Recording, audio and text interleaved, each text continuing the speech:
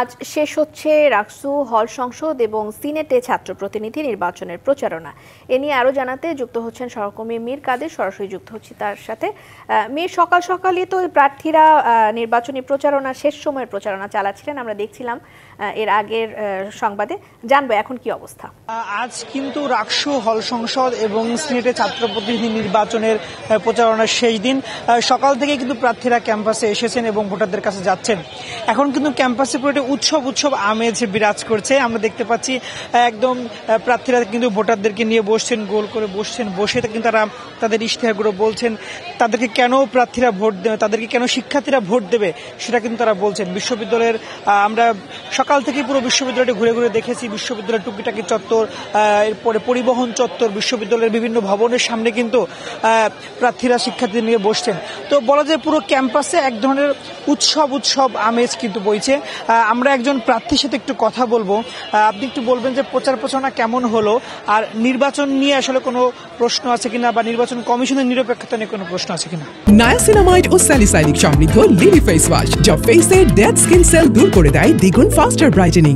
ধন্যবাদ। আমি মেহেদি মারুফ, রাকসুতে ভিপি পদে নির্বাচন করছি। আপনারা জানেন যে নির্বাচন কমিশন অটোমেটিক, তারা যে একটা অথর্ব কমিশন, তারা তার প্রমাণ দিয়ে দিয়েছে। কেননা এতদিন পর্যন্ত হলে হলে প্রজেকশন মিটিংয়ে খাবারের আয়োজন করেছে, তাদের চোখে পড়ে নাই।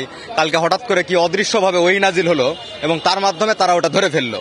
এবং এই যে এটা নাটক সাজানো, এটা বিশ্ববিদ্যালয়ের শিক্ষার্থী হিসেবে আমরা বুঝি। তো ফলে তারা যে অলরেডি লেভেল প্লেইং ফিল্ড প্রথম থেকেই রাখতে পারে নাই, এটা এখন প্রমাণিত।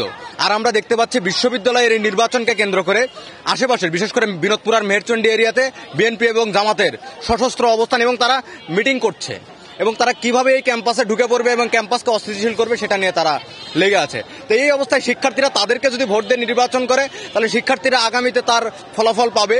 তা আমরা শিক্ষার্থীদের কাছে উদাত্ত আহ্বান জানাই, এরকম দলীয় লেজুরবৃত্তি যারা করে, নগ্ন লেজুরবৃত্তি, তাদেরকে যদি আপনারা ভোট দিয়ে নির্বাচিত করেন, তাহলে আগামীতে রাজশাহী বিশ্ববিদ্যালয়ের কপালে খুব ধন্যবাদ।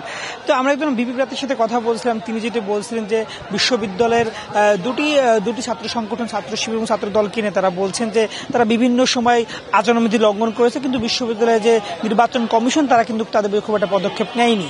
তো রাজশাহী বিশ্ববিদ্যালয়ের রাকসু নির্বাচন থেকে এই ছিল সর্বশেষ তথ্য। মীর কাদের, ধন্যবাদ আপনাকে।